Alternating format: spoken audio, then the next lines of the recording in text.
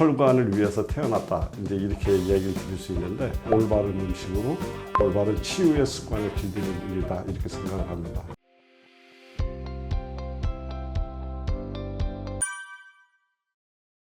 네, 반갑습니다.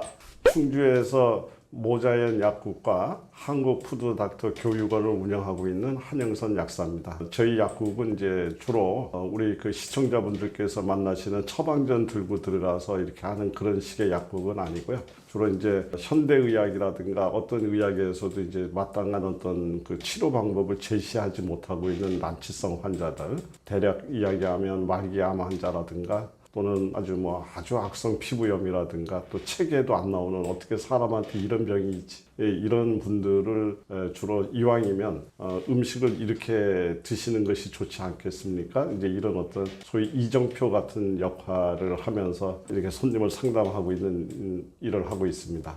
지금 현대의학이 완벽하다면 다른 의학이 필요하지 않겠죠. 또 한의학이 완벽하다면 더더군다나 다른 의학이 필요하지 않습니다. 그렇듯이 현대의학이 됐던 또 한의학이 됐던 기성의학이 해결하지 못하는 정말 많은 질환들이 있습니다. 근데 그런 질환들의 가장 그 근본적인 문제 중에 하나가 내가 매일같이 어떤 음식을 먹었느냐, 어떠한 스트레스, 어떤 환경 속에서 마음가짐을 갖고 살았느냐, 이런 것들이 만성질환의 원인이 되는 경우가 종종 있는데 현대의학이라든가 기성의학은 이 점을 너무 소홀히 하는 것 같아요. 너무 간과하고 이렇게 하면서 많은 어떤 그 난치성 환자들이 어떤 뚜렷한 해결책을 지금 못하고 있는데 여기에 음식이라고 하는 이런 방법이 더해졌을 때 굉장히 완성도가 높아지는 것을 수도 없이 경험하고 있습니다. 그래서 저는 이제 주로 이런 분들한테 음식 이야기 많이 하고 또 이분들한테 희망의 이야기, 이렇게 하면 됩니다. 이 길로 걸어가면 다소 느리게 도착하는지 모르지만 분명히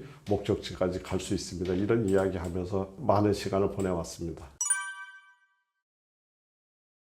네, 현대의학은 지금 매우 뛰어나죠. 뛰어난데 우리가 냉정하게 이야기를 하자면 최근에 나왔던 어떤 책에서 이야기했던 그 책의 기준으로 제가 설명을 조금 보완하면 의학의 1.0 시대라고 이제 이야기하는 시절이 어느 시절이냐면 소위 히포크라테스라든가 우리로 얘기하면 동의보감의 허준 선생님이라든가 이런 분들이 자연 어떤 변화와 우리 인체의 변화를 이렇게 비유해서 어떤 우리 인체의 해부학적 구조라든가 생리학적 구조보다는 자연의 현상의 기준에서 치료를 시도했던 시절, 이럴 때를 이제 우리 의학의 1.0 시대라고 얘기한다면 현대의학과 과학은 아주 매우 뛰어난 이런 능력을 갖고 있는데 이 분야가 어느 분야냐면 소위 그 감염성 질환이라든가 외과적 손상을 입었을 때 이게 수술이라든가 이런 부분에 대해서 매우 뛰어난 강점을 보이고 있지만 지금 현대인들의 가장 중요한 어떤 삶의 질에 그 영향을 끼치는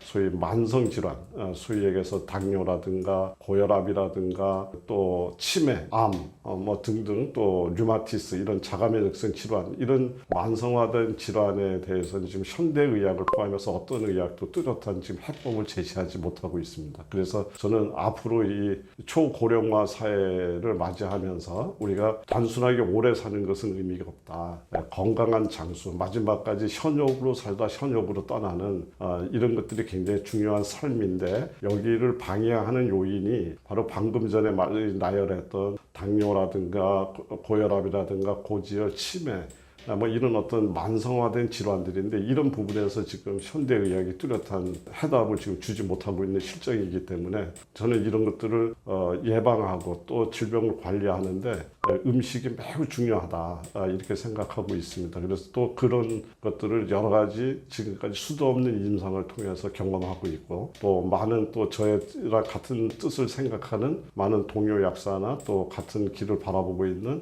그런 의사 선생님들을 통해서 그런 것들이 가능성과 확실성 이것을 경험하고 있습니다. 근데 지금 우리가 사용하고 있는 약들이 만약에 없었던 시절에는 지금보다 더 우리 건강에 심각한 문제가 있었던 시절은 당연히 있었고요. 지금 현재 약이 갖다 준 어떤 그 삶의 이점은 대단히 뛰어나다고 생각을 합니다.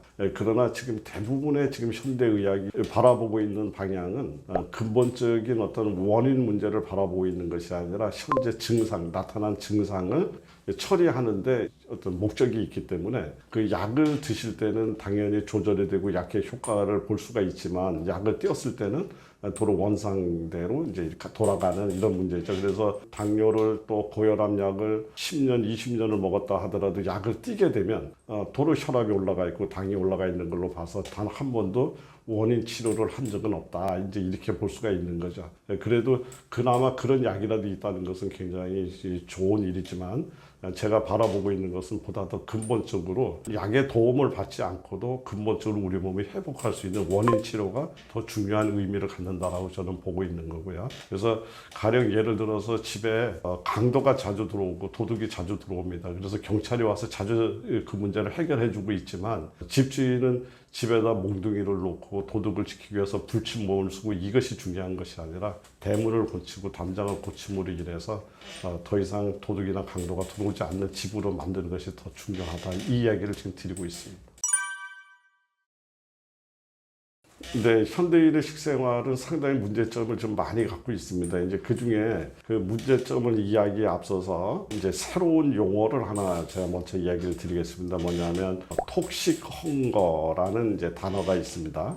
이것은 뭐냐면 도구로 가득 차서 굶주렸다 이런 표현인데 가령 이야기를 드리면 어떤 얘기냐면 고기잡이 배를 타고 바다에 나갔는데 한참 바다에서 고기잡이를 하다가 나니까 갈증이 나서 물을 먹으려고 하니까 식수를 안 갖고 나온 거예요. 바로 이 상황입니다. 그러니까 무슨 얘기냐면 이 주변에 물이 엄청나게 많습니다. 여기 사막 한가운데가 아니라 바다 위에 물 위에 있는데 정작 내가 먹을 물이 없다. 이제 이런 상황. 음식은 비록 많은 음식들을 먹고 있지만 결국 우리 몸에서 생각할 때 내 몸의 일꾼이 되고 내 몸의 대사를 도와줄 수 있는 그런 음식이 부족하다. 이제 그래서 이런 것들을 우리는 정크 푸드다. 이제 이런 표현을 하는데요.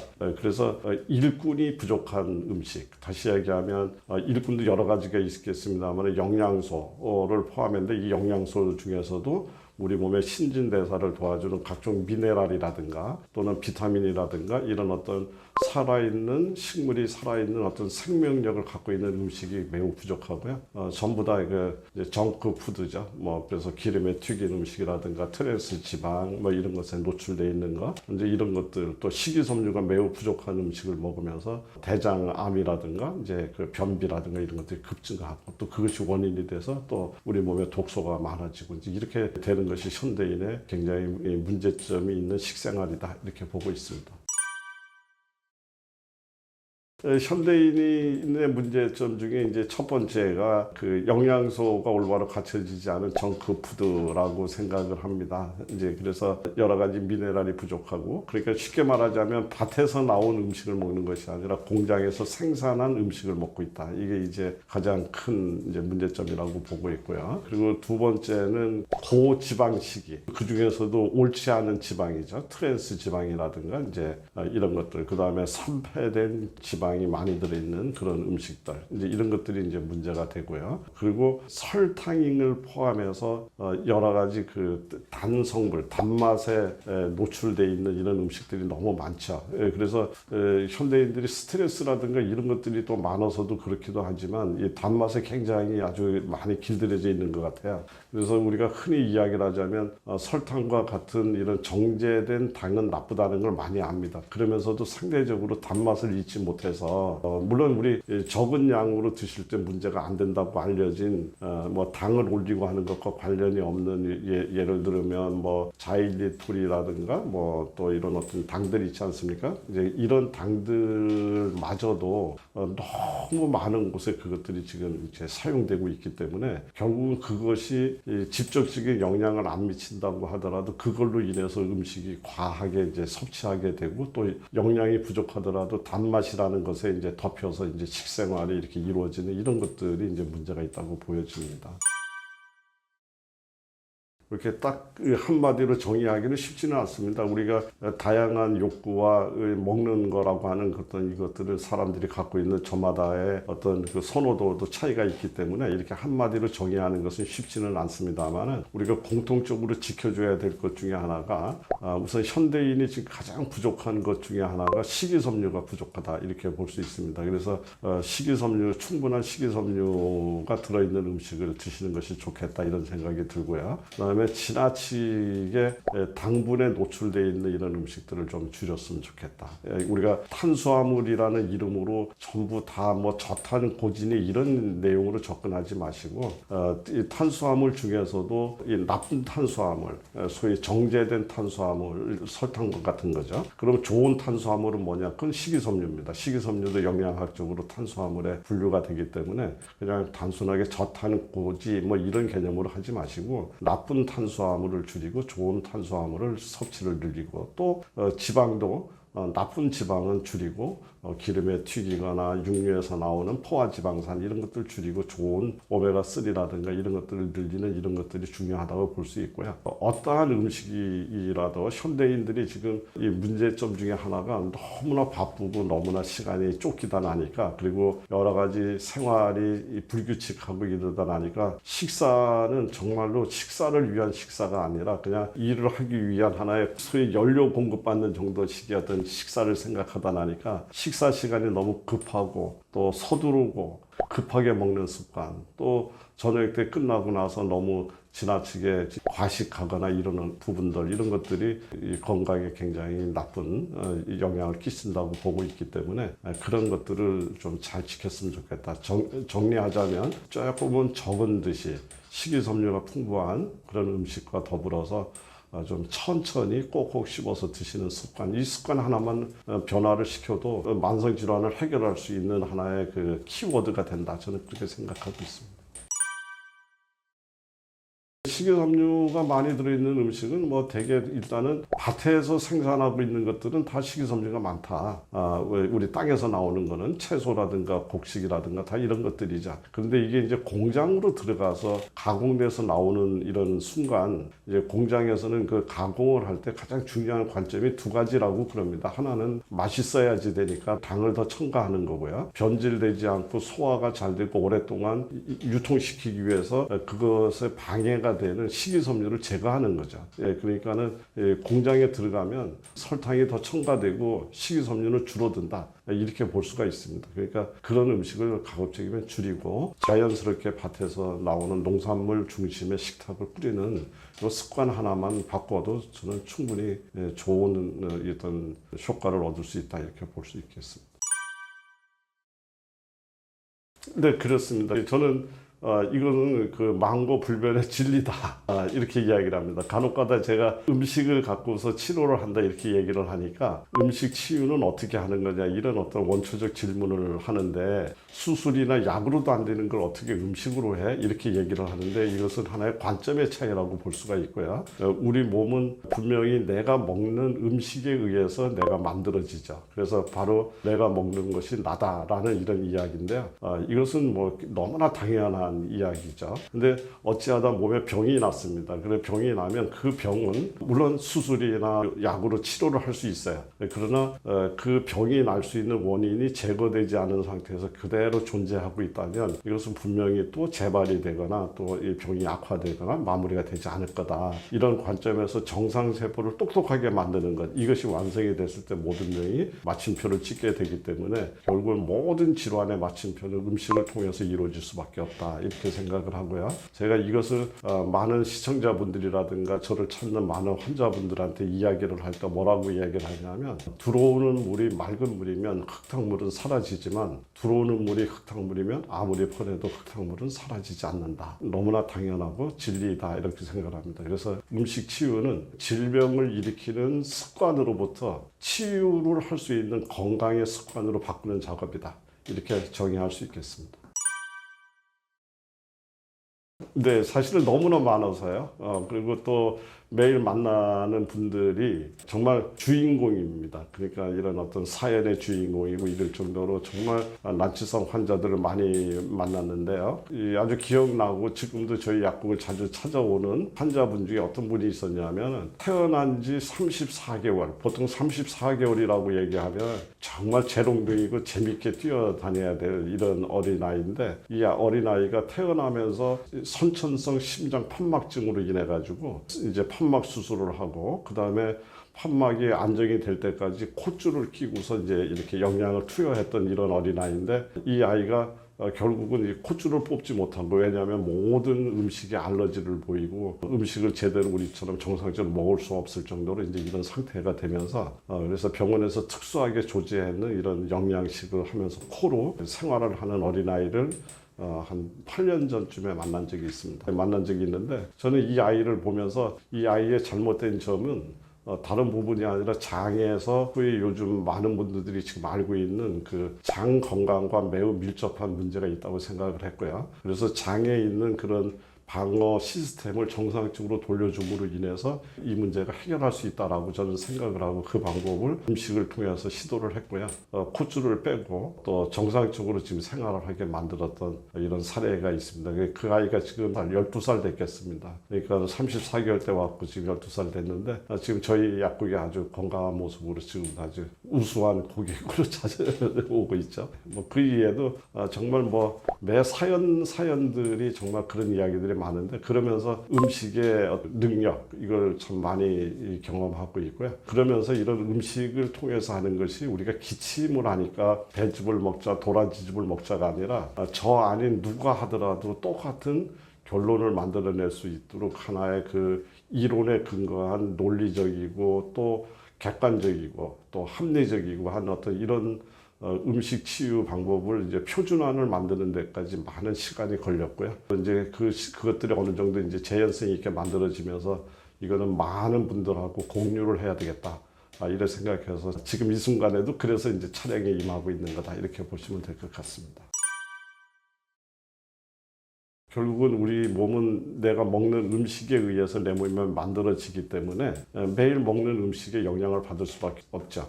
제가 이런 이야기를 드려야 친구들이랑 오래간만에 만나서 기분이 너무 좋아서 소주를 좀 과음이 되도록 먹었습니다. 이제 이렇다고 해서 그것이 원인이 돼서 알코올 중독으로 가는 예는 없습니다. 그런데 그것이 아니라 아침에 일어나서 소주를 한 잔 마시고 매 식사 때마다 한 잔 반주로 마시고 저녁 때 자기 전에 한 잔 이렇게 드시게 된다면 이 일이 반복이 되면 결국은 우리 몸은 이제 술에 길들여지게 되고 또 술에 길들여지기로 인해서 결국은 알코올 중독이라고 하는 이런 문제로 연관이 될 수밖에 없죠. 우리가 매일 음식을 먹는다는 것, 그 중에서도 반복되고 있는 것, 이것은 분명히 내 몸에 영향을 끼칠 수밖에 없다. 이렇게 생각을 합니다. 그래서 다시 한번 강조를 드리지만 음식으로 치유를 한다고 얘기하는 것은 잘못된 음식으로 길들여진 습관을 내 몸을 건강하게 만들 수 있는 좋은 음식, 치유의 음식으로 새롭게 길들이는 작업이다. 이렇게 정의할 수 있겠습니다. 이제 저도 이렇게 완벽하게 모범 식단이라든가 모범 생활을 한다고 이야기를 할 수는 없지만 이제 가급적이면은 하루 3끼 식사를 다 하려고 생각하고 있고요.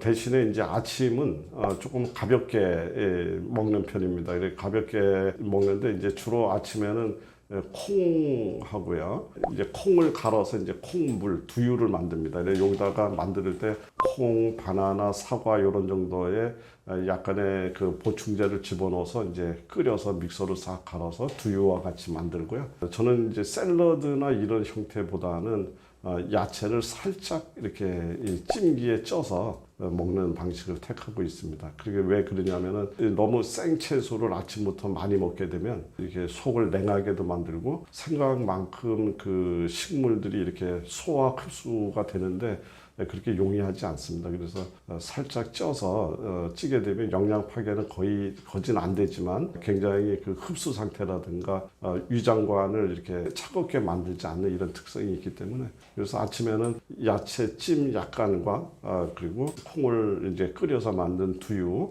한 잔, 이게 아침. 그다음에 점심은 비교적 좀 자유롭게 먹고 있는 편입니다. 그래서 또 직장에서 또 먹어야 되기 때문에 너무 고집을 할 수 없는 거고요. 그리고 이제 저녁 식사는 또 마찬가지로 가볍게 먹으려고 노력하는데 그게 아침과 좀 비슷한데요. 아침보다 조금 더 시간적으로 여유가 있고 넉넉한 시간이기 때문에 저녁 때는 이제 아침보다는 조금 더 좀 식탁이 화려합니다. 그러니까 뭐냐면 미역국도 이제 등장하고 된장국도 등장하고 북어국도 등장하고 이렇게 국 종류하고 그 다음에 콩물이 국물이라든가 이런 형태보다는 이렇게 약간의 스프, 그다음에 밥은 굉장히 적은 양, 그다음에 야채찜, 뭐 이런 정도로 주로 식탁을 만들어서 이렇게 하고 있고요.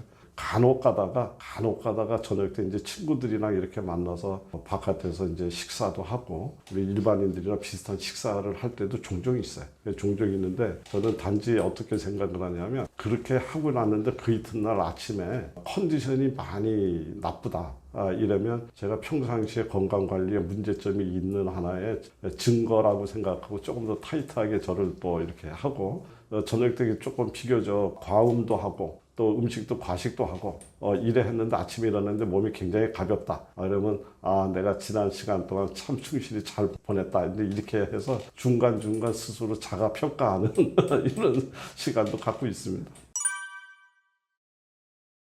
모 아니면 도의 흑백 논리를 갖고 있지는 않고요. 그냥 단지 건강 문제와 떠나서 제가 그냥 혐오 식품으로 안 먹는 거는 있습니다. 뭐 그걸 식품이라고 해야 될지 모르지만, 뭐 보신탕이라든가 이제 뭐 이런 일부 음식 같은 경우는 그건 제가 이제 그냥 먹지 않고 있는 거고, 나머지 거는 가리지 않고 다 먹습니다. 먹는데 육류를 그렇게 썩 좋아하는 편은 아니에요. 그러니까 어떤 모임이라든가 이렇게 해서 메뉴가 제 의지에 의해서 결정된 것이 아니고, 어떤 다른 어떤 자리라면 그냥 육류 섭취해도 자연스럽게 먹고 하지만, 저희 집에서 만들어내는 식탁 위에는 육류는 그렇게 자주 등장하지 않고요. 대부분이 그 이제 채소하고 해조류 이런 것들을 빠뜨리지 않으려고 노력하고 있죠. 식물들은 우리가 알고 있는 것보다도 훨씬 더 연금술사적이다라고 이야기를 할 정도로, 우리는 흔히 지구상에 살고 있는 생명체를 얘기할 때 우리 중심, 우리 사람은 만물의 영장이다 해서 모든 것을 우리 중심으로 문제를 이제 바라보는 시각을 갖다 놔니까, 식물들을 우리보다 하등한 어떤 생명체로 규정하는 경우가 종종 있지만, 냉정하게 이렇게 쳐다보게 되면 식물들이 과연 우리보다 능력이 없나, 이런 생각이 들 정도로 굉장히 정말 위대성 같은 것들이 있는데, 이제 가령 이런 겁니다. 사막에서 살고 있는 알로에 같은 것들을 바라보게 되면, 정말 그 알로에는 사막에서 물 없는 곳에서 살아남기 위해서 물을 저장하는 능력을 이제 습득을 해야만이 되고, 그 습득한 알로에만이 거기서 생존을 할 수가 있죠. 그리고 콩에다가 물을 주면 콩나물이 되는데, 아무나 콩나물이 되는 것이 아니라 그 주는 물을 이기고 극복하는 콩만이 콩나물까지 갈 수 있습니다. 그러니까 콩이 물을 극복하지 못하면 그 콩은 물에 썩을 것이고요. 썩게 되면 콩나물이 될 수가 없죠. 그래서 콩나물이 되게 되면 그 바로 물을 이기는 성격을 갖게 되는데, 그래서 물을 버리게 되고, 그래서 콩나물국을 먹으면 우리가 땀이 나죠. 그리고 또 그 물을 해독하는 해독의 성질이 생겨나고, 또 차가운 물 속에서 더 활발하게 활동적인 모습으로 자기가 변화가 일어나야만이 생존할 수 있기 때문에, 우리가 콩나물국을 먹으면 시원하다 이런 표현을 할 정도로 이제 이러한 성격의 변화가 일어나는데, 이것을 우리는 생존력이라고 얘기를 하죠. 또 바다에서 살아남는 이 모든 생명체들은 소금한테 지면은 살아남을 수가 없죠. 우리는 단순하게 소금을 적게 먹고 저염식, 무염식을 건강의 기본으로 이야기하지만, 사실은 그것보다 더 중요한 것은 소금을 컨트롤하고 소금을 이겨낼 줄 아는 음식들이 들어와서 우리 몸을 지켜주는 것이 훨씬 더 안전한 방법인데, 그것이 바로 바다 식품들한테 있죠. 이제 이런 식으로 식물들이 어떠한 조건에서 살아남았느냐, 어떠한 조건에서 견디고 살고 있느냐라는 관점을 쳐다보는 것을 우리는 이 식물의 생존력, 생명력 이런 표현을 하는데, 바로 그런 점들을 잘 이해함으로 인해서, 예를 들어서 된장국을 끓였는데 굉장히 짜다, 이랬을 경우에 그 짠 것을 극복하기 위해서 물론 물을 더 넣어서 이렇게 만들 수도 있지만, 여기에 다시마 국물이 들어간다든가, 일본 미소 된장에 미역 줄기가 들어가듯이 미역이 들어간다든가, 이렇게 함으로 인해서 소금의 피해를 우리는 줄일 수 있다. 그래서 이렇게 우선은 식물이 갖고 있는 생명력이라는 관점에서 식물을 이해하는 작업이 중요하고요. 또 두 번째는 그 식물들이 어떤 위기에 닥쳤을 때 여러 가지 변화들이 일어납니다. 가령 예를 들면 마늘 안에는 굉장히 우리가 잘 알고 있는 중요한 성분인 알린이라는 성분이 있는데, 이것이 이제 파괴가 되죠. 이렇게 잘리키거나 마늘이 다져지게 되면 마늘 스스로는 자기 몸을 치유하기 위해서 알리신이라는 물질로 변화가 일어나는데 그것이 바로 우리 이 사람이 활용하던 게 치유 물질이 되는 거죠. 이제 이래서 이것들을 어떻게 가공하느냐에 따라서도 또 성분 변화가 일어나기 때문에 이런 것들을 그 각 재료마다 특성을 이해하고 또 그것을 가공하고 우리가 음식으로 만드는 방법들을 이해함으로 인해서 식물이 갖고 있는 유해 성분을 극대화시킬 수 있다.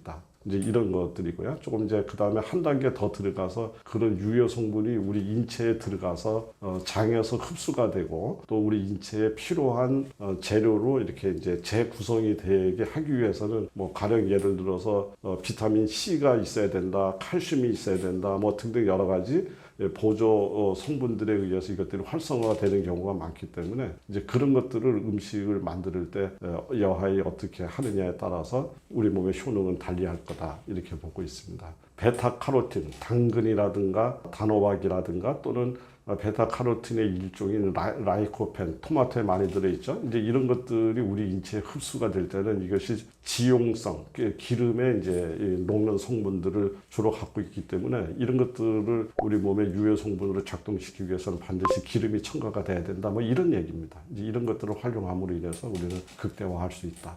이렇게 생각하면 될 것 같습니다. 기름에 의해서 유해 성분의 흡수율이 높아지기도 하고 또 어떤 성분은 열을 가함으로 인해서 더 활성화가 되는 것도 있고요. 또 열이 지나치게 많으면 또 분해가 되는 것도 있고 이제 이래 식물이 갖고 있는 다양한 성분들이 다양한 성질을 갖고 있기 때문에 그런 주요 성분들에 대해서 우리가 이해도를 갖고 있음으로 인해서 접근하는 방식을 달리하면서 유해 성분을 극대화할 수 있다. 이해하시면 될 것 같습니다. 네, 이 당뇨만 갖고서도 우리가 참 많은 이야기를 나눠야 될 거라고 생각을 합니다. 왜냐하면 당뇨는 당뇨 자체가 문제가 아니라 당뇨로 인해서 여러 가지 소위 우리 현대인이 앓고 있는 만성 질환의 대부분의 시작점은 사실은 당뇨로부터 시작이 되죠. 그래서 당뇨라는 그 자체보다도 당뇨가 갖고서 앞으로 만들어내야 될 여러 가지 인체에 미치는 영향, 이거를 우리가 잘 이해를 하셔야지 되는데 우선 저는 큰 그림에서 이렇게 설명을 드립니다. 당뇨라는 말은 엄격히 이야기하면 이제 잘못 선택된 단어다. 당뇨는 소변에 당이 나왔다. 이제 그런 얘기죠. 근데 사실은 이것의 직설적인 어떤 우리 증상을 설명하는 말은 고혈당증입니다. 이제 혈액에 설탕이 많이 돌아다닌다. 이제 그런 거죠. 그래서 혈액이 끈적끈적해졌다. 끈적끈적해지니까 순환이 안 되는 거죠. 그래서 혈관이 막히고 여러 가지 혈관 손상이 시작이 되면서 이제 여러 가지 질환으로 이제 발전돼 가는 거죠. 그래서 당뇨보다는 당뇨로 인해서 손상되고 있는 혈관 또 그걸로 인해서 우리 몸에 각종 합병증이 찾아오는 뭐 모세혈관이 막혀서 콩팥이 망가진다든가 시력이 떨어진다든가 또 심장에 질환이 생겨난다든가 이런 거지 않습니까? 저는 이런 이야기를 해요. 당뇨는 우리한테 건강법을 가르쳐 주러 온 친구다. 이렇게 한번 생각해 볼 수 없겠나. 이제 이렇게 환자분들하고 얘기를 합니다. 이런 건강법을 가르쳐 주는데 어떤 거냐면 우선은 소식하고 그러니까 과식하지 말고 그 다음에 급하게 먹지 말고 급하게 먹는 거죠. 그래서 천천히 먹고 꼭꼭 씹어 먹고 그 다음에 늦은 시간에 야식하지 말고 이것을 가르쳐 주러 온 친구다. 이렇게 이제 음식을 먹는 습관과 관련된 이야기를 이제 먼저 하고요. 또 하나는 이 당이 우리 몸에 사용되고 나서 혈관 안에 돌아다니지 말고 어딘가에 저장이 돼야 되는데 우리 몸에 저장이 잘 되는 장소가 근육입니다.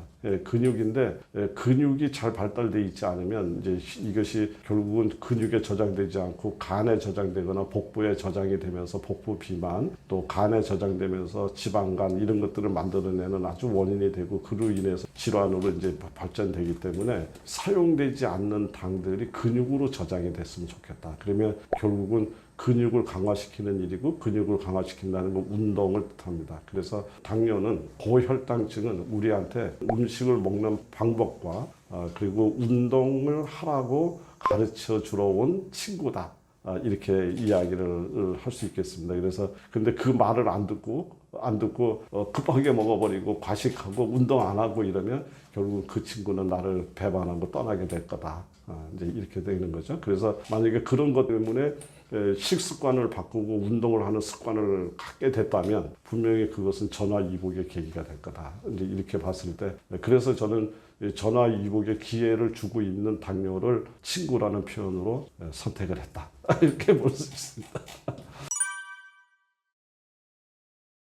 네, 이 당뇨, 그러니까 고혈당증은 갖고 있는 분들이 너무나 많고, 지금 뭐, 우리나라에가 지금 600만 명이라 그래요, 당뇨 환자가. 그리고 예비 당뇨 환자가 1,600만 명, 뭐 이렇게 되니까 거의 2천만 명의 시절로 지금 들어가고 있습니다. 그러면서도 또 어떤 경우가 있느냐면 나는 당뇨 병원에 가니까 당뇨 아니래, 나 정상이래 이렇게 얘기를 하지만 사실은 그것보다도 24시간을 모니터링을 했을 때 순간순간 당뇨에 버금가는 증상들이 일어날 때가 있습니다. 예를 들어서 아이스크림을 먹고 났을 때라든가 아니면 뭐 우리 커피에 설탕이라든가 이런 들어가 있는 걸 먹고 났을 때 이런 경우에 바로 당을 재게 되면 당뇨 환자나 유사한 이 커브를 갖게 되는데 이제 이것을 우리는 혈당 스파이크라는 용어로 이제 설명을 하고 있는데 이런 혈당 스파이크 현상이 나도 모르는 사이에 얼마나 자주 발생이 되느냐가 결국은 우리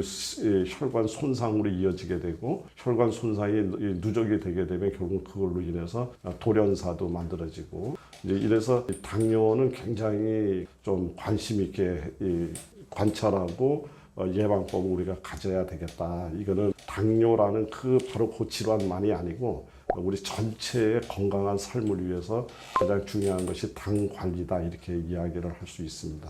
그래서 당 관리 굉장히 중요하고요. 이거는 이제 우리가 먹는 이런 습관 이외에도 또 이런 거가 있습니다. 뭐냐면 이 스트레스가 지속적으로 이제 우리 현대인들이 스트레스가 많지 않습니까? 근데 스트레스가 많아지면 이 사회가 불안하면 은행에 저금했던 돈도 찾아오듯이 우리 몸 안에 당이 들어가서 이 세포로 배달이 돼야 되는데 배달이 되지 않고 혈관 속에서 스탠바이 상태로 당이 그냥 있게 됩니다. 왜냐하면 폭발적인 어떤 에너지를 만들어야 될 때 이 가동력을 높이기 위해서 이렇게 하면 굉장히 쉽게 이해가 되는데 손님을 상담하다 나면 이런 이야기 환자를 만나요. 뭐냐면 선생님 저는 약도 꼬박꼬박 잘 먹고요.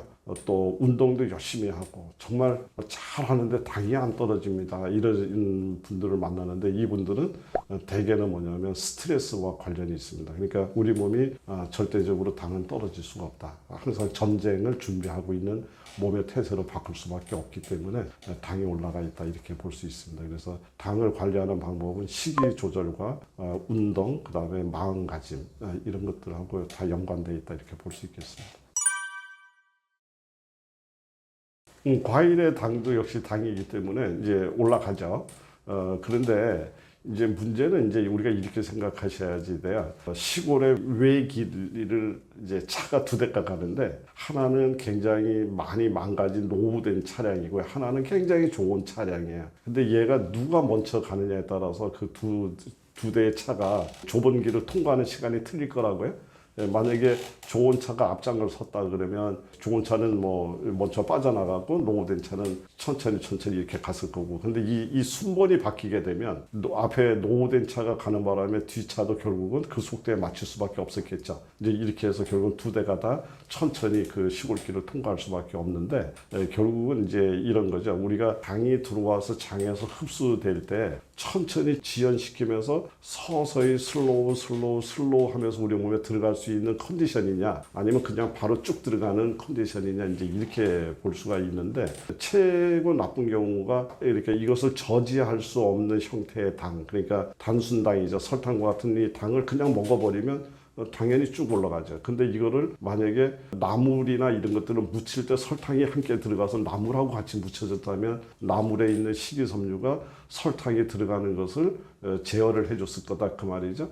그러니까 어떻게 먹느냐에 따라서 또 누구와 함께 먹느냐에 따라서 동일한 것도 차이가 납니다. 그러니까 만약에 과일을 드셨을 때 과즙을 짜서 드셨다 그런다면 혈당이 굉장히 나쁜 영향을 끼치는 그런 과일 섭취 방법이다 이렇게 볼 수 있고요. 이것을 그냥 원물 그 자체로 이렇게 드시게 되면 식이섬유와 함께 섭취를 하고 있기 때문에 당이 올라가는 것이 그렇게 급작하게 스파이크 현상을 일으키지는 않을 거다 이렇게 봅니다. 이제 그래서 과즙 같은 경우에도 그냥 과일을 그냥 갈아서 그 과일 자체로 갈아서 한 거와 우리 이제 착즙한 거 있지 않습니까? 식이섬유 다 제거하고 이렇게 뺀 거. 이거는 굉장히 과일 섭취 방법 중에서 제일 나쁜 방법이죠. 우리가 마트에서 팔고 있는 대부분의 과즙, 100% 천연 과즙 이렇게 달아놨다고 하더라도 여기에는 식이섬유가 제거된 상태에서 바로 그 과즙이 나오고 있기 때문에 그것을 좋은 형태의 과일을 섭취하는 방법이다라고 얘기할 수 없습니다. 네, 그렇죠. 이 암 같은 경우는 대표적인 그 대사성 질환이라고 이제 생각이 되어지고 지금 많은 학자들은 거기에 동의하고 있습니다. 그래서 갑자기 어느 날 유에서 유가 탄생되듯이 암이 생겨나는 것은 아닌 것 같고요. 결국은 염증이라는 것이 시작이 되고 또 그걸로 인해서 혈관이 막히고 그래서 그 세포라든가 환경이 이제 망가지죠. 그래서 영양 공급과 아니면 또 산소라든가 원활하게 공급이 안 되고 우리 면역 세포가 그런 지역에 들어갈 수 없는 이런 환경이 만들어질 때 이제 암 세포가 이제 성장하게 되는 거고 이제 이런 거기 때문에 이 암은 대표적인 대사성 질환이고 염증 질환이다 이렇게 이야기할 수 있겠습니다. 저는 이제 물론 이제 암이 오는 것은 여러 가지 원인이 있을 수 있습니다. 그 유전적 요인도 있고요. 또는 화학약품이라든가 발암성 물질의 직업상이라든가 환경적으로 노출되면서 이제 암이 일어날 수 있는 이런 것들도 있지만 대부분의 경우는 이제 우리가 먹는 음식과 가장 큰 관련이 있고요. 그 다음에 또 하나는 우리 그 스트레스, 이제 마음가짐이죠. 이거하고 관련이 있다라고 저는 생각하고 있습니다. 항암식품 많아요. 그래 많은데 저는 가지 있습니다. 가지. 저는 그 가지의 그 보랏빛 색깔만 보면 왜 이렇게 기분이 좋고 그런지 모르겠어요. 그런데 가지가 우리가 알고 있는 뭐 일반적인 어떤 항암식품에 비해서 절대 뒤지지 않는 그리고 우리 주변에 굉장히 가까이 있는 아주 좋은 항암식품이라고 생각합니다. 가지에 보면 이제 가장 중요한 거가 모든 그 암의 시작점이 염증이라고 얘기를 했고요. 그 염증이 일어나게 되는 원인이 여러 가지가 있습니다. 뭐 세균에 의해서도 염증이 일어나고 이물질이 들어와서도 일어나고요. 마시는 산소에 의해서 세포가 이제 이렇게 산화되는 산화 스트레스에 의해서도 세포가 파괴가 되고 하는데 이 가지의 가장 위대한 힘은 그 여름철 태양볕을 견뎌내기 위해서 스스로 방어 물질을 만들었는데 그 방어 물질을 우리는 파이토케미칼 식물 영양소라는 용어를 쓰고요.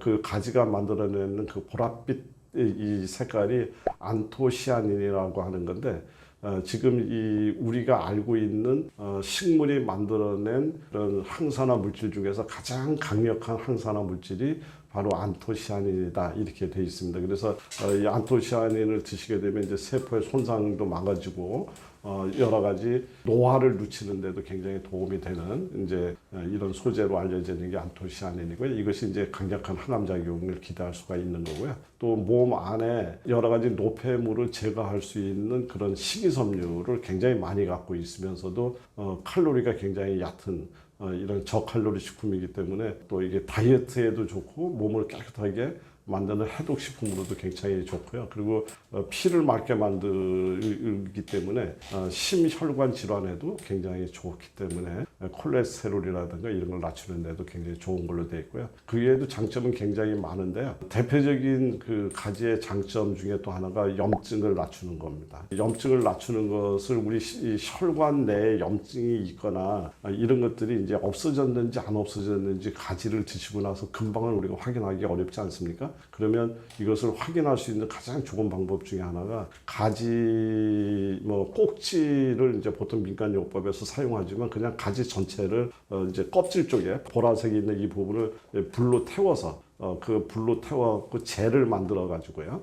그거를 치약에다 묻혀갖고 잇몸 염증이 있으신 분들은 칫솔질을 해보게 되면 잇몸 염증이 굉장히 잘 가라앉는 것을 굉장히 빠른 속도로 경험하실 수도 있습니다. 또 이제 같은 원리로 가지를 이렇게 태웠는 그거에다가 이제 생강이라든가 이런 거를 찢어서 이렇게 파스 형식으로 관절이라든가 이런 데다가 이렇게 붙여서 하게 되면 관절의 염증이 이렇게 진정이 되는 것을 경험할 수가 있습니다. 그러니까 약이 부족한 저쪽에 아프리카 어느 나라인가는 아주 가지 자체를 치료약 수준으로 우리 한약방에서 약재를 갖다 쓰듯이 이런 류마티스 질환이라든가 잇몸 질환이라든가 염증 질환이 있을 때 가지를 사용해서 이렇게 치료를 한다. 뭐 이런 예도 제가 읽어본 적이 있습니다. 그 아주 신선도가 높고요. 그 짙은 보라색이 높아질수록 이제 효능은 더 좋은 가지로 이렇게 돼 있고요. 항산화력이 높기 때문에 우리가 마셨는 산소 때문에 우리 몸이 녹슬고 우리 몸의 세포가 손상되는 것은 이제 산화 스트레스라고 얘기를 하는데, 이 산화 스트레스가 가장 심한 장소가 산소를 많이 사용하는 이제 뇌 같은 데가 있죠. 그래서 가지는 이렇게 우리가 항암 작용도 뛰어나고 염증도 없애준다고 했지만, 이것을 조금 더 구체적으로 얘기를 하자면 뇌 기능을 강화하는 데도 굉장히 좋다. 이제 이렇게 돼 있습니다. 그래서 이제 다양하게 이런 용도로 염증을 억제하는 방법을 쓸 수 있는데, 뭐 드시는 방법은 우리 친근한 채소이기 때문에 많은 다양한 방법들을 많이 쓰죠. 가지 볶음도 쓸 수 있고, 가지 구이도 쓸 수 있고, 가지 무침도 쓰고, 뭐 또 가지를 갖고 김치를 담가서 가지 소박이 김치 뭐 이런 것들을 쓸 수 있는데, 여름철에 가지가 제철로 나왔을 때는 그 각 가정에서 사용하시는 방법을 사용해서 좀 최대한 많이 드시도록 하시고요. 저는 이제 추천드리는 방법 중에 하나가, 가지를 여름철에 좀 저렴하고 이랬을 때 이거를 전부 말려서 보관하고 있다가 얘를 짜처럼 끓여서 드시면 굉장히 색깔도 굉장히 이쁩니다. 이렇게 보라색 빛이 이렇게 나오는 것이 굉장히 이쁘고, 또 맛도 굉장히 이렇게 아주 천연의 이렇게 단맛이 아니라 그냥 아주 굉장히 기분 좋은 단맛 같은 것이 이렇게 깔려 있는 좋은 차가 되니까, 이런 차로 만들어서 이렇게 드시는 것도 권해드립니다. 참조로 차를 만들 때 가지 한 가지만 섞는 것보다는 거기에다가 예를 들면 구기자라든가 여러 가지 그런 우리 주변에서 구할 수 있는 좀 이런 재료, 또 심지어는 무말랭이 뭐 이런 거랑도 이렇게 같이 끓여서 이렇게 차처럼 드시는 것도 한번 추천드릴 만하다, 이렇게 볼 수 있습니다. 가지에 이제 간혹 가다가 가지에 알러지를 보이는 사람들이 있어요. 있는데 많은 사람들은 아닌 것 같고, 만약에 이제 드셔가지고 설사를 너무 한다든가 피부에 두드러기가 난다든가 뭐 이렇게 되면 이제 그런 분들은 어떤 음식이든지 마찬가지죠. 본인한테 안 맞는 음식이니까 피하는 것이 좋은데, 그런데 이제 가지과에 속하는 이런 것들이 이렇게 생으로 드셨을 때 약간의 이제 독성을 갖고 있는 경우가 있습니다. 감자의 솔라닌 성분을 갖고 있듯이 이게 다 같은 과들이거든요. 그래서 알칼로이드를 갖고 있기 때문에 이제 이런 독성들이 있어서 너무 생으로 막 드시는 것은 좀 피하시는 게 좋고.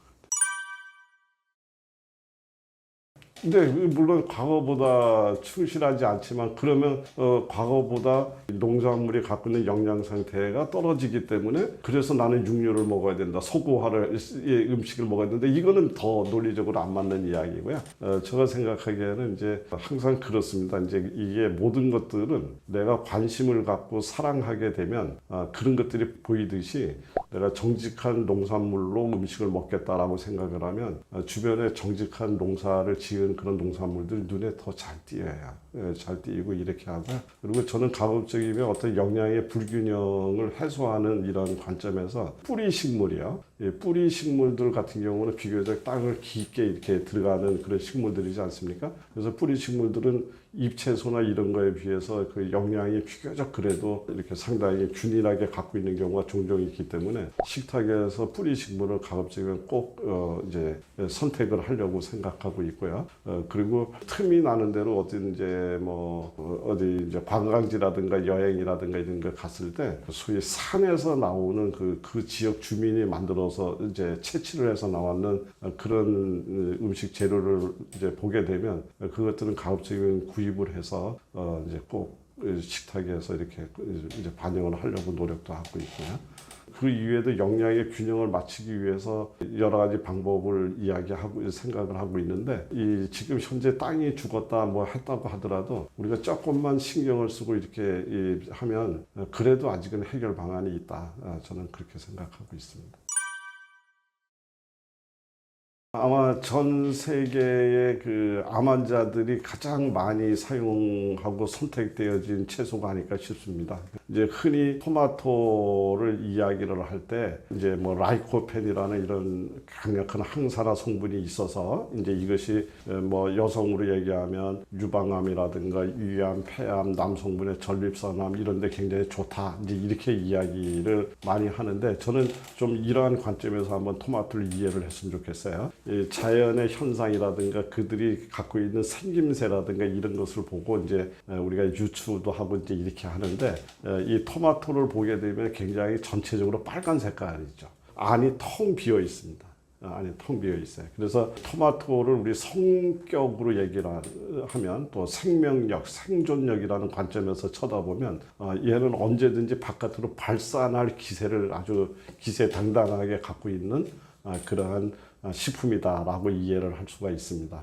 그래서 이제 우리 흔히 돈가스라든가 비프 스테이크라든가 이런 어떤 육류를 가지고서 요리한 그 요리에 토마토 케찹을 주로 이렇게 사용을 하는데 사실은 그 토마토 케찹이 들어가서 이렇게 뭐 맛을 풍미를 더하려고 이제 토마토 케찹을 넣는 이유도 있지만 사실 진짜 이유는 뭐냐면 토마토가 갖고 있는 성질을 활용해서 이 소화를 도와주려고 이제 선택한 거다 이렇게 이야기할 수 있습니다. 그러니까 토마토는 이렇게 발산의 능력이 굉장히 크다.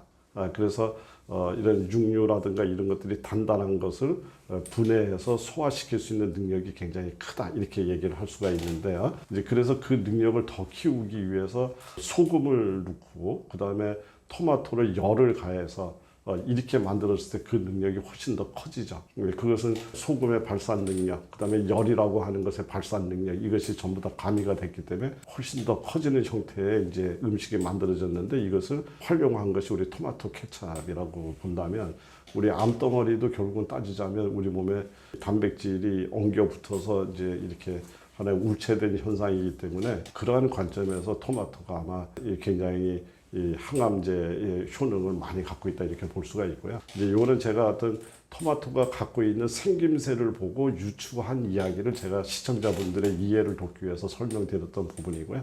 실제로 이제 우리 영양학적 관점에서 보면 이제 라이코펜이라고 하는 강력한 항산화 성분들을 많이 갖고 있고요. 그리고 또 하나는 비타민 C의 보고다라고 얘기할 정도로 비타민 C가 굉장히 많은 훌륭한 공급원이라고 얘기를 할 수가 있고요. 우리가 보통 토마토 한 개를 이제 이런 보통 애기 주먹만한 이런 정도의 토마토를 하나를 드시면 우리 하루에 필요한 비타민 C의 40% 이상을 해결하는 이런 것들이 이제 해당되는 양이라고 그럽니다. 그리고 또 우리 눈 건강 이야기 요즘 많이 하는데 루테인이라든가 이제 이런 성분들이 굉장히 또 많이 들어 있어서 눈 건강에도 좋고 이제 이런 거죠. 그리고 이제 혈당 조절, 그다음에 심혈관 건강에 굉장히 도움이 되는 이런 것들이 이 토마토에 들어있기 때문에 토마토는 아주 모든 만성 질환에 다 해당되는 아주 굉장히 훌륭하고 좋은 식재료다라고 얘기할 수 있겠습니다.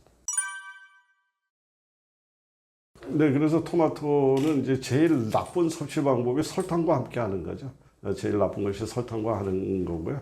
실제가 이제 토마토는 앞에서 제가 지금 토마토 케첩 설명을 하면서도 설명을 드렸지만은 약간의 열을 가했을 때 그 라이코펜의 성질이 굉장히 활성화가 되는 걸로 되어 있습니다. 그래서 살짝 익히는 것이 좋고요. 그리고 영양학적으로는 그 토마토에는 칼륨 성분이 굉장히 많기 때문에 이 칼륨과 나트륨의 전해질 균형 이것이 굉장히 중요해서 토마토 요리를 할 때는 항상 소금을 조금 이렇게 첨가하는 것이 이제 올바른 이 조리법이다 이렇게 얘기를 할 수 있습니다. 그래서 소금 약간 첨가하고 기름을 가해서 만들어 놓은 토마토 요리 방법이 굉장히 좋죠. 그래서 다른 오일보다는 이제 올리브 오일, 열에 의해서 잘 안 망가지는 이런 것들을 사용해서 약간의 소금 이렇게 첨가를 해서 이렇게 드시게 되면 보통 통상적인 어떤 연구 자료에 보면 생토마토에 비해서 한 4배 정도 흡수율이 더 증가되는 걸로 이렇게 나와 있습니다.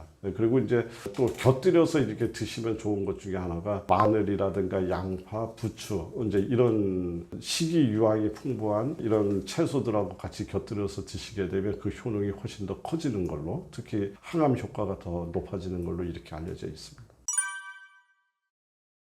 마늘에는 여러 가지 좋은 성분들이 많죠. 그 뭐 마늘은 곰을 사람으로 만드는 그 아주 전설의 이 약초 아닙니까? 그러니까 대단히 훌륭하죠. 그래서 곰이 사람이 됐다는 것보다도 우리 몸의 망가진 세포를 정상 세포로 바꿔놓을 수 있는 능력을 갖고 있다. 이렇게 해석을 하면 이제 마늘이 보이는 거고요. 전 세계 불면의 부동의 1위죠. 항암 효과를 나타내는. 그래서 이거를 사용하는 아주 다양한 방식으로 우리 건강에 활용할 수가 있는데, 마늘의 가장 중요한 것은 유황 성분입니다. 그러니까 마늘을 이렇게 먹게 되면 이제 톡 쏘는 맛이 있지 않습니까? 이제 그 바로 우리 흔히 얘기하면 마늘 냄새라고 얘기하는 이제 이게 유황 화합물들인데, 이 유황 화합물은 우리 인체에 들어오게 되면 이제 여러 가지 일들을 합니다. 그 중에 대표적인 게 요즘 우리 시청자분들도 많이 듣고 알고 계시는 글루타치온이라고 하는 우리 몸에 강력한 마스터 해독 작용을 하는 그런 성분이죠. 이것은 식이유황, 소위 얘기해서 유황 화합물이 없이는 안 만들어지는 성분인데, 바로 마늘에 그런 성분들이 제일 많고요. 그리고 식이유황 성분들은 우리 지금 사회적으로 문제가 되고 있는 중금속 오염, 뭐 대표적인 납이라든가 카드뮴이라든가 수분이라든가 이런 것들을 해독할 수 있는 이러한 능력도 아주 훌륭하게 갖고 있습니다. 그리고 우리 몸의 근육이라든가 연골 조직이라든가 이런 것들을 만들어내는데 이제 굉장히 중요한 작용을 하는 이제 콜라겐이라든가 이런 조직을 만들어내는 이런 데도 또 식이유황이 없이는 이제 해결이 안 되는 부분이죠. 그래서 이 마늘은 우리 몸을 구성하고 있는 여러 가지 근육서부터 연골 조직으로 해서 또 우리 몸을 맑게 만드는 해독 성분까지 정말 우리 몸에 이제 두루두루 할 수 있는 종합 건강식품이다, 이렇게 얘기를 할 수 있겠습니다. 그냥 다양한 방식으로 다 드셔도 될 것 같아요. 생으로 드셔도 되고 익혀서 드셔도 되고, 물론 생으로 할 때 갖고 있었던 성분이 열을 가함으로 인해서 망가지는 성분이 있습니다. 그러나 또 열을 가함으로 인해서 또 새롭게 또 합성되는 성분이 또 있어요. 그러니까 그런 것들은 그냥 다양한 방식으로 이제 드셔도 괜찮다, 이렇게 생각이 되는데, 단지 이 마늘을 그대로 통마늘을 드시는 것보다는 얘네들을 쪼개서 여러 가지 성분 변화가 일어난 후에 요리를 하는 것이 좋습니다. 그래서 마늘이 들어가는 요리를 할 때는 다른 재료보다 먼저 마늘을 잘라서 이렇게 변화에 시간을 주면서 다른 요리를 이제 마무리할 때 마늘이 들어가는 이런 방식을 쓰시는 것이 굉장히 저는 좋다고 생각을 하고요. 제가 단지 여기서 이제 하나 팁 형식으로 하나를 이렇게 드린다 그런다면, 제가 마늘이 좋다고 얘기를 하면, 또 마늘이 항암 작용을 갖고 있다라고 얘기를 하면 시청자분들 중에서 이런 질문을 하시는 분이 있을 것 같아요. 뭐냐면은, 그러면 대한민국 사람들이 마늘을 안 먹는 사람이 어디 있냐? 그러면 우리 대한민국 사람은 암도 안 걸리고 모든 것도 안 걸리고 관절염도 안 생겨야 되는 것 아니냐? 바로 반문이 들어올 수 있을 것 같습니다. 그렇지만 이제 마늘이 모든 것을 다 해결하는 것은 아니지만, 이왕이면 마늘을 열심히 좀 많이 드시는 것들이 좋고요. 특히 중년 이후에는. 그러면서 제가 마음이 가는 곳에 물질도 간다. 좀 추상적인 얘기 같지만 이것을 제가 하나 꼭 이야기 드리고 싶은 것이, 이 마늘을 그냥 일반 요리에다 섞어서 그냥 이렇게 드시는 것도 드시는 거지만, 의도적으로 마늘 몇 쪽이 됐던 이것을 구워서 드시던 아니면 생마늘을 드시던 마늘을 몇 쪽을 드시면서 내가 이 마늘을 먹는 이유를 한번 생각하고 먹어주면 좋겠다. 그러니까 이거를 먹어서 무릎이 좋아졌으면 좋겠다, 또는 근력이 좋아졌으면 좋겠다, 여러 가지 본인이 건강상에 필요한 부분을 머릿속에 생각하면서 그 목적으로 내가 이 마늘을 먹고 있다는 것을 이렇게 생각해서 이렇게 드시게 되면, 무심코 드신 마늘과 생각해서 드신 마늘의 효능차이에서는 분명히 한 3, 4개월이 지나갔을 때는 분명히 차이점을 보인다, 이런 얘기도 덧붙여 드리겠습니다. 음식 치유를 하면서 이제 이것을 여러 사람들이 누가 사용하더라도 같은 효과를 만들어내기 위해서 접근 방식을 이제 여러 가지를 고민을 참 많이 했는데요. 그 중에 하나가 이제 이렇게 스프를 만들어서 접근하는 방식입니다. 왜냐하면 스프를 만들게 되면 흡수율이 굉장히 좋고, 또 같은 방식으로 이제 반복해서 우리가 이제 먹을 수 있고 이제 일으키기 때문에 이제 그런 방식에서 제가 스프라는 방식을 택했고요. 이번에 이제 과채 스프라고 한 것은 과일과 채소를 이제 혼합을 해서 만들었는데, 이제 우리 몸이 건강해지려면 몇 가지 중요한 포인트들이 있습니다. 그 중에 하나가 음식을 먹게 되면 위에서 소화가 돼서 장에서 흡수를 하면 우리 몸으로 들어가는 거죠. 그리고 장에서 흡수를 하지 않으면 바깥으로 빠져나가서 대변으로 빠져나가게 되는 거죠. 그래서 입에서부터 항문까지는 우리 몸 인체 내부에 있지만 사실은 완벽한 우리 인체 내부라고 얘기를 할 수는 없습니다.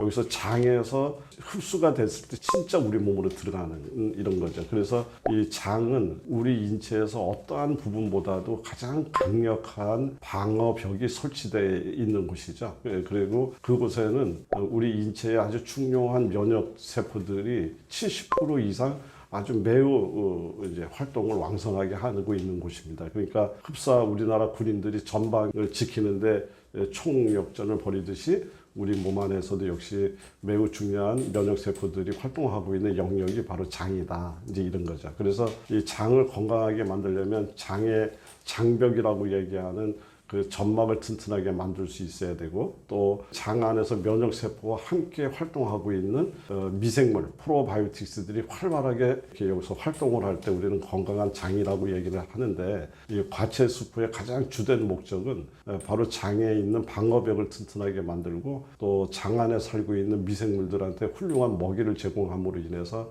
장의 기능을 정상화시키겠다는 것이 가장 큰 목적이 있고요. 또 우리 인체 내부에 세포를 둘러싸고 있는 여러 가지 환경이 여러 가지 뭐 중요한 요소들이 있습니다만은, 그냥 우리 쉽게 이야기하자면 칼륨과 나트륨이라고 하는 그 두 개의 미네랄의 균형이 매우 중요한데, 바로 이 과채 스프는 그러한 그 칼륨과 나트륨의 균형을 맞춰주는데 또한 매우 훌륭한 이런 방법이 될 수가 있습니다. 그래서 뭐 끓여서 뭐 비타민을 공급받고 뭐를 받고 뭐 이런 개념보다는 장을 건강하게 만들고 미생물을 잘 살게 만들고 우리 세포 안에 정상적인 전해질 균형을 유지하겠다. 여기에 이제 주된 목적이 있다. 이제 이렇게 생각하시면 되고요.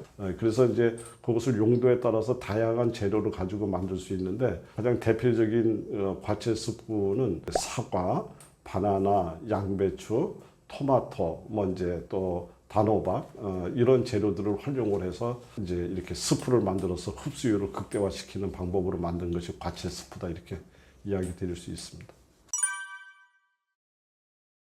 제일 중요한 것 중에 하나가 흡수율의 문제죠. 식물들이 생각보다 우리가 알고 있는 것처럼 만만하지가 않습니다. 왜 그러냐면 식물들은 그 바깥에서 여러 가지 어떤 환경적 요인을 다 견뎌내야지 자기가 생존할 수가 있죠. 그래서 우리 보통 동물, 특히 사람은 세포를 둘러싸고 있는 세포막, 울타리가 하나가 있는데 비해서 식물은 세포막 바깥에 하나의 한 겹에 또 울타리가 있습니다. 이것을 세포벽이라고 얘기를 하는데, 이 세포벽은 셀룰로이스라고 하는 이런 성분으로 되어 있는데, 이것이 우리가 그냥 섭취했을 때 분해가 잘 안 되죠. 그래서 우리 녹차 같은 거를 만들 때도 이렇게 덮어서 만든다든가, 나물 같은 거를 만들어 드실 때 이렇게 소금물에 살짝 데치는 이유가 바로 그 셀룰로이스를 분해해서 우리 몸의 흡수를 더 높게 만들어주는 작업이다, 이렇게 볼 수가 있거든요. 생으로 드실 때 영양 파괴가 잘 안 되고 오히려 영양을 보존한 상태에서 흡수하는 최고의 방법이라고 착각하기 쉽지만은 생각보다 흡수율이 매우 떨어져 있고요. 특히 이것을 이제 일반인이 아니라 노약자, 특히 환자분들이 만약에 이런 것들을 그런 목적으로 채소를 선택할 때 생으로 드시게 되면 소화율도 떨어지고, 또 그 차가운 그런 채소로 인해서 오히려 우리 소화기관을 더 차갑게 만들어서 여러 가지 기능을 떨어뜨리는 이런 쪽으로 연결이 돼서 설사를 막 한다든가 배에 가스가 차서 부을거린다든가 이런 문제를 낳을 수가 있습니다. 이제 그런 면에서 채소를 끓여서 드시게 되게 되면 다소 열에 약한 성분이 파괴가 됐을지라도 실제 중요한 성분은 끓임으로 인해서 훨씬 더 흡수율이 높은 상태로 변화가 일어나고 있고요. 더 중요한 거는 그 장 속에 살고 있는 미생물이 먹기 좋은 형태로 이제 돼 있고, 노약자, 이런 또 특히 면역 능력이 떨어져 있는 암 환자라든가 이런 분들은 자칫하면 생으로 드시는 여기에 혼합돼서 들어와 있는 세균이라든가 이런 것들에 감염이 됐을 때 더 2중, 3중으로 더 큰 문제로 발전될 확률이 높기 때문에 이렇게 열을 가해서 완벽하게 살균을 한 상태에서 음식을 드시는 것이 훨씬 더 안전한 방법이기 때문에 이것을 이제 환자식으로 사용할 때는 끓여서 스프 형태로 드시는 것을 저는 원칙으로 이렇게 하고 있습니다. 이제 과채 스프는 사과, 바나나, 양배추, 토마토, 그다음에 단호박 이렇게 돼 있고요. 그래서 바나나는 이제 껍질을 제거해야 되고요. 그리고 다른 것들은 깨끗이 이제 씻어서 가급적이면 껍질을 포함한 상태에서 만드는 것이 좋은데요. 여기서 이제 단호박 같은 경우에는 저 같은 경우에는 믿을 만한 그런 재료다라고 생각하면은 껍질 재료 그대로 쓰기도 하지만 또 그렇지 않은 경우에는 껍질까지 제거하는 이제 이런 방식으로 하고 있습니다. 그래서 이것들을 이제 냄비에다가 적당한 크기로 썰어서 넣고 기본적으로는 물과 재료의 비율이 1대1 총 재료의 합이 예를 들어서 2kg다 그러면 물도 2리터 이런 정도를 넣는 상태에서 이제 한 20분에서 30분 정도 이렇게 끓여서 믹서로 가르면 이제 이 스프는 완성이 되는데 이게 기본 아닙니다. 그러나 그 경우에 따라서는 그 농도라든가 이 상태를 봐서 조금 더 농도가 묽었으면 좋겠다 생각하면 물을 더 늘리시고요. 너무 묽다 생각하면 또 물을 좀 줄이셔도 되고 이거는 각자의 취향에 따라서 조절하시면 되는데 이제 참조로 이러한 재료들을 선택을 해서 동량의 무게의 비율로 이렇게 만드는 것을 기본 원칙으로 하되 내가 목적에 따라서 만약에 당뇨가 있다 이제 이렇게 하게 되면 사과와 토마토의 비율을 늘리시고 그 다음에 혈압이라든가 심혈관 질환 또는 깊은 잠을 못 잔다 이렇게 되면 바나나의 비율을 늘리시고 또 위장관이 약하시다 이렇게 해서 소화력이 떨어지고 속이 항상 냉하고 이제 이렇게 된다 이러면 양배추와 단호박의 양을 늘리시고 또 전립선이라든가 이런 어떤 비뇨기 계열 그 다음에 여성 질환이라든가 이런 것이 또 염려가 되시는 분들은 토마토의 비율을 더 증량하는 방식으로 가감을 할 수 있습니다. 이제 통상적으로 이것만 가지고 드실 때는 이제 환자인 경우에는 이제 그는 이제 상담을 통해서 하루에 2번 내지는 3번 이렇게 드실 수 있고요. 보통 통상적인 분들이 건강을 위해서 이렇게 드신다 그런다면 그냥 하루에 한 번만 꾸준히 드시면 되는데 저는 요 스프를 저녁 때 한 번만 이렇게 먹고 있습니다. 이제 수박은 말 그대로 이제 물이 많지 않습니까? 우리 인체의 70%가 수분이니까 우리 인체의 70%를 감당하는 최고의 물을 갖고 있는 거니까 수박이 뭐 여러 가지 어떤 성분을 논하기 전에 굉장히 좋은 우리 몸에 양질의 수분을 공급한다는 의미에서 굉장히 좋고요. 그리고 또 물이 많고 이러니까 여름철 더위에 여름 더위를 식혀주는 이제 이런 효과가 굉장히 높기 때문에 전 세계적으로 많이 먹는 과일 이 여름철에 더위를 식히기 위해서 가장 많이 먹는 과일이 수박이라고 그러죠. 그래서 그런 의미에서 수박은 이제 서과 더위를 식혀주는 과일이다 해서 서과라고 이제 불리우는데 저는 이제 그 점도 중요하지만 이것을 우리 치료식으로 이제 이렇게 전환시킬 때 수박이 갖고 있는 성분 중에 안에 그 빨간색 있지 않습니까? 요거는 식물이 갖고 있는 영양소 중에 토마토가 라이코펜이라는 성분 때문에 굉장히 뛰어난 어떤 항산화력을 얘기했는데 바로 그 라이코펜과 동일한 라이코펜입니다. 그래서 수박에 라이코펜이 굉장히 많죠. 그 다음에 이 껍질과 씨앗에는 혈관 내피세포를 건강하게 만들고 혈관 건강뿐만 아니라 혈액순환을 도와주는 그 아르기닌, 그 다음에 시트루린이라는 성분을 굉장히 많이 함유하고 있습니다.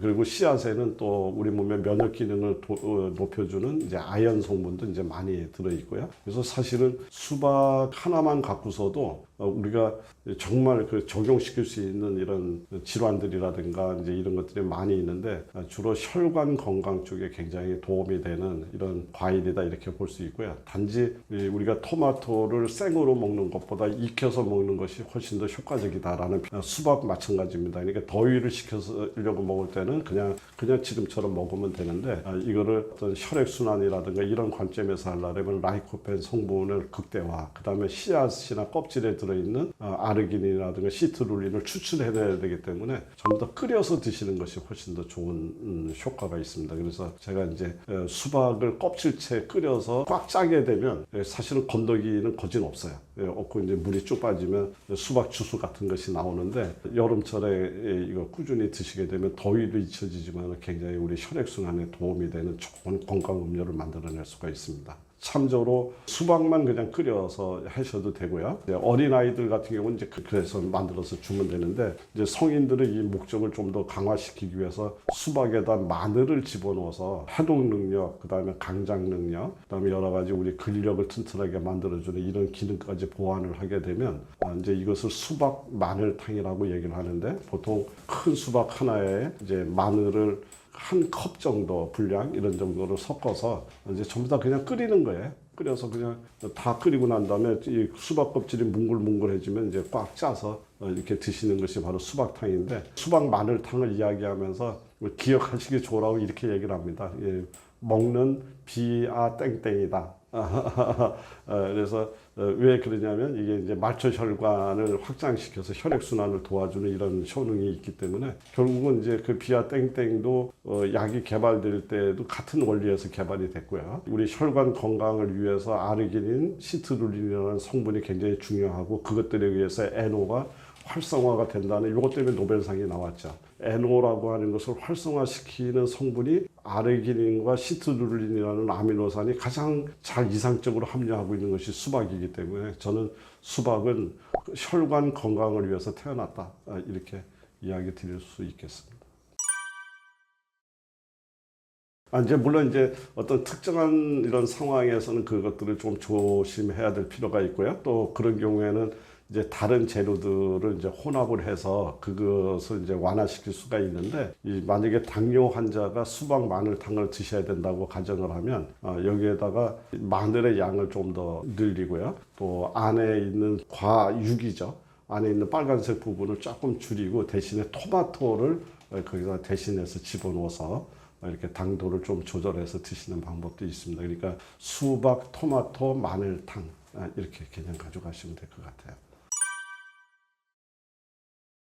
제가 가장 많이 추천하는 것은 과채 스프라든가 또는 이제 행복 스프라는 스프가 있습니다. 요거는 이제 단호박, 당근, 양배추, 양파를 이제 중심으로 해서 이제 설계된 이 스프가 이제 행복 스프라는 스프인데, 이 행복 스프는 이제 점막을 강화시킬 목적으로 만들어진 스프입니다. 우리가 코로나가 왔을 때 마스크를 썼었죠. 마스크를 쓴 이유는 마스크를 통해서 코로나가 들어오는 것을 인위적으로 차단했던 방식이잖아요. 그러면 우리가 먹었는 음식물들이 소화기관을 통해서 장에서 흡수돼서 들어갈 때 이 장 점막액이 이제 약화되거나 이래서 방어벽이 부실하게 되면 들어가지 말아야 될 것들이 막 들어가게 되죠. 그래서 이 점막을 강화하는 것, 이것이 우리 면역을 강화하는 1차적인 방법이다, 이렇게 이야기할 수가 있습니다. 우리 흔히 이야기할 때 약국에서도 그렇고 병원에서도 이제 자주 듣는 얘기 중에 하나가, 선생님 저는 1년 365일 감기를 달고 사는 것 같아요. 어떻게 할까요? 이렇게 얘기하면 이제 선생님들이 뭐라고 얘기를 하냐면,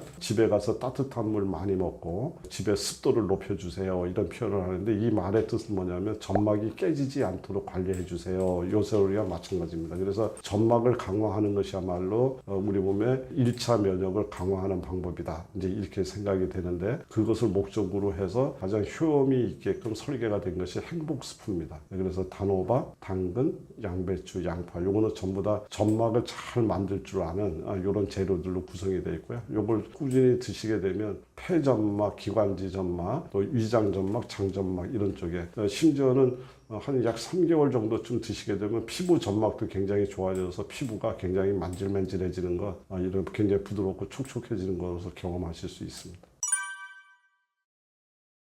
우리가 너무 중요한 문제이기 때문에 중요하지 않게 하는 것 같아요. 그래서 공기가 대단히 중요한데, 우리 평상시에 공기에 대한 중요성을 잊고 살듯이 우리가 매일 먹는 음식으로 내 몸이 만들어지잖아요. 그런데 그 만들어지고 있는 바로 그 음식에 대해서 너무 간과하고 있다는 거죠. 이제 그래서 우리가 한 번 정도는 이걸 정돈을 하고 이렇게 가야 되고요. 특히 저는 지금 이제 저희 같은 성인들보다도 지금 자라나고 있는 미래의 우리 새싹들이 지금 이제 정크푸드라든가 여러 가지 서구화된 아주 간편한 음식, 간편한 방식의 먹거리 이거에 지금 병들어가고 입맛이 길들여져 가지 않습니까? 그 어린 아이들이 병이 난 다음에 병을 고치려고 하는 노력보다는 우리가 매일 먹는 음식의 중요성을 사전에 이야기해서 처음부터 좋은 습관으로 길들여지고 이제 이런 것들이 교육이 되어져야 일탈을 했다가도 다시 원대 복귀가 되는데 이 교육마저 되어 있지 않다 된다면 나중에 이 습관을 바꾸는 일이야말로 너무나 어렵다. 그래서 저는 정말 어떤 때는 정말 가슴이 막 뜨거워지고 나가서 지금 이 계몽 활동을 해야 되는데 이런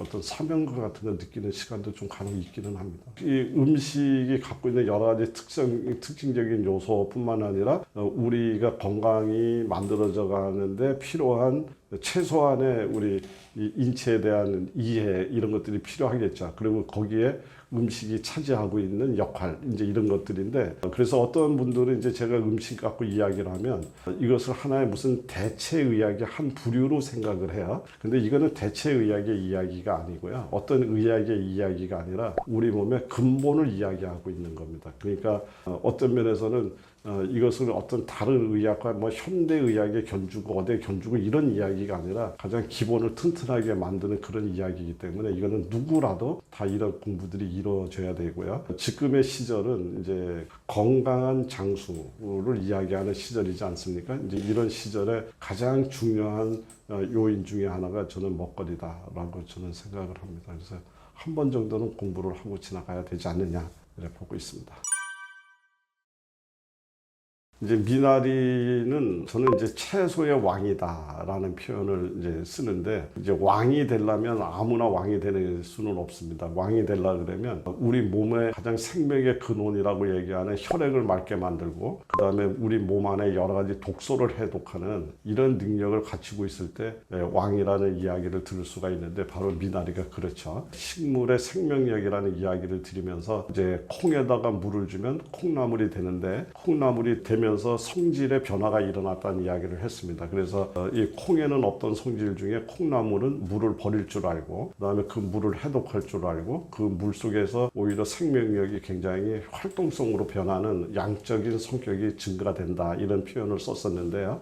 바로 이것들이 수생식물들이 갖고 있는 특징들이다 이렇게 볼 수 있습니다. 그래서 미나리 또 콩나물, 숙주나물, 연근 이게 전부 물속에서 사는 이것들인데 이런 물속에서 사는 수생식물이 갖고 있는 특징은 바로 물을 버릴 줄 알고 물을 해독할 줄 알고 오히려 또 생명력을 굉장히 활성화시켜서 막힌 것을 전부 다 이렇게 없애주는 다시 얘기하면 염증을 제거하고 혈액순환을 돕는 이런 성질을 갖고 있다 이렇게 볼 수가 있습니다. 그래서 다시 이야기 드리면 콩나물과 숙주나물과 미나리의 공통점은 뭡니까 하면 바로 그런 거예요. 그런데 이 중에 미나리는 콩나물이나 숙주나물에 비해서 이제 그 힘이 훨씬 더 센 거죠. 그래서 제가 설명은 콩나물로 했습니다만은 가장 이 중에서 힘이 센 것은 미나리다 이렇게 이야기 드릴 수 있고요. 그래서 미나리만 열심히 드셔도 우리 혈관의 염증들이 없어지고 혈관 안에 막힘이죠. 우리 혈전이라고 얘기하는 이런 것들을 제거함으로 인해서 혈액순환이 굉장히 좋아지기 때문에 해독의 왕이고 채소의 왕이다라는 이런 표현을 썼습니다. 미나리도 역시 그냥 다양한 요리로 이제 뭐 우리 생선 같은 거 이렇게 이제 끓여서 드실 때도 우리 매운탕이나 이런 거 끓일 때도 시원한 맛을 내기 위해서 미나리를 넣지 않습니까? 이제 그래서 그런 어떤 방식으로도 드시지만 이제 제가 추천하고 싶은 방식은 미나리도 역시 그냥 꾸준하게 드시는 의미에서 차처럼 드시는 방법을 권유드리고 싶습니다. 그래서 미나리만 끓여서 드셔도 되지만 목적에 따라서 예를 들어서 혈압을 낮추는 목적으로 쓰고 싶다 이렇게 하면은 메밀이라든가 이런 것들이 모세혈관을 확장하는 그런 성질을 갖고 있는 그런 국류라서 메밀과 미나리를 같이 끓여서 드신다든가 또 만약에 비만을 목적으로 미나리를 쓰고 싶다면 율무와 미나리를 같이 끓여 쓰시고요. 간 해독이라든가 이런 목적으로 쓴다면 구기자와 미나리를 같이 이렇게 섞어서 끓여서 드시는 이런 방식으로 드시면 이런 것들이 너무 복잡하면 그냥 미나리만 끓여서 물로 꾸준히 드시면 여러 가지 혈액을 맑게 하는 성질이 있어서 저는 한두 번 요리로 드시는 방식도 방식이지만 지속 가능한 방식으로 드시는 것이 굉장히 좋겠다. 이렇게 설명드릴 수 있겠습니다. 이제 비트는 굳이 표현하면 색깔서부터 시작해서 혈관을 위해서 태어났다. 이제 이렇게 얘기를 드릴 수 있는데, 우리 이제 혈관이라고 하는 것은 혈관 안에 내벽, 이거를 내피세포라고 얘기를 합니다. 그래서 이 내피세포가 상처를 입지 말고 내피세포가 굉장히 건강해야 되죠. 그리고 여러 가지 상황에 맞춰서 이 혈관이 이완 수축이 이렇게 잘 돼야 되는데, 내피세포를 깨끗하게 관리하고 염증을 제거하고 혈관을 이완시키고 이런 데 관여하는 이런 성분이 있는데, 이 성분을 NO, 산화질소라고 이야기하는데, 바로 그것을 만드는 성분이 바로 비트에 많이 들어 있습니다. 그래서 비트를 이렇게 드시게 되면 혈관 내벽을 건강하게 만들어서, 거기가 건강해지면 당연히 동맥경화도 안 하고 죽상 동맥경화도 안 오는 거죠. 그러니까 굉장히 중요하고요. 그다음에 혈관 이완이 잘 되기 때문에 혈액순환이 잘 되고, 이제 이래서 혈관 건강의 명약이다, 이렇게 이야기를 많이 하고 있습니다. 비트는 이제 다양한 방식으로 드시는 것이 좋은데, 요즘 시중에서 가장 많이 사용하고 있는 방법 중에 하나가 비트를 사용해서 이제 만드는 주스 있지 않습니까? 그 A, B, C 주스라 그래서 애플, 사과죠. 그 다음에 B, 비트, C, 캐럿해서 이제 당근, 이제 이렇게 하는데, 여기에다가 하나 더 레몬즙 같은 거 정도 더서 비타민C 함량을 좀 더 높이는 방법, 이런 게 좋고요. 앞에서 이야기 드렸던 미나리 끓이는 물로 그 세 가지 재료들을 갈아서 이렇게 드시게 되면 이것도 하나의 또 좋은 방법이 될 수 있다, 이렇게 볼 수가 있습니다.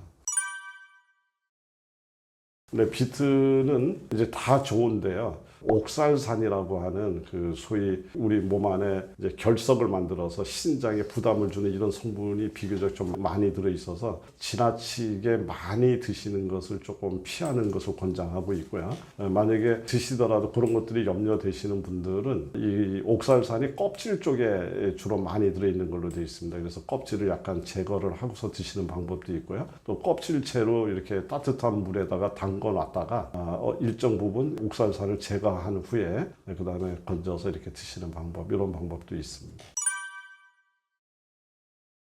지금 뭐 계속해서 반복하고 있습니다만, 사실은 이제 저도 따지고 나면 제가 약사가 아니었더라면 지금 저도 은퇴학교에 아마 같은 계열에 속해져 있는 사람 중에 한 사람이 아닐까 싶습니다. 제가 강조하고 싶은 것은 지금 초고령화 사회를 맞이해서 우리가 이제 많은 장수 이야기를 하고 있는데, 사실은 그냥 장수는 자칫하면 우리가 원하는 삶이 아닐 수도 있다. 이 태어난 사람들은 피할 수 없는 분명한 원칙 4가지가 있지 않습니까?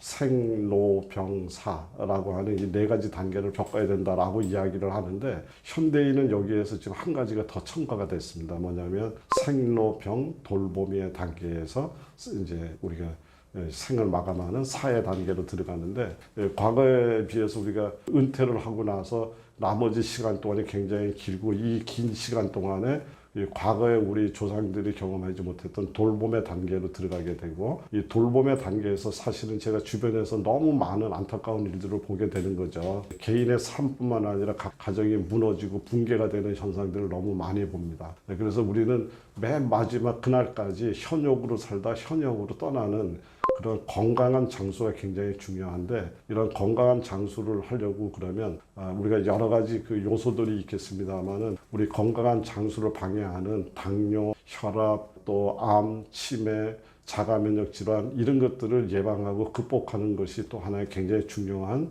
한 꼭지가 될 거다라고 생각을 하고요.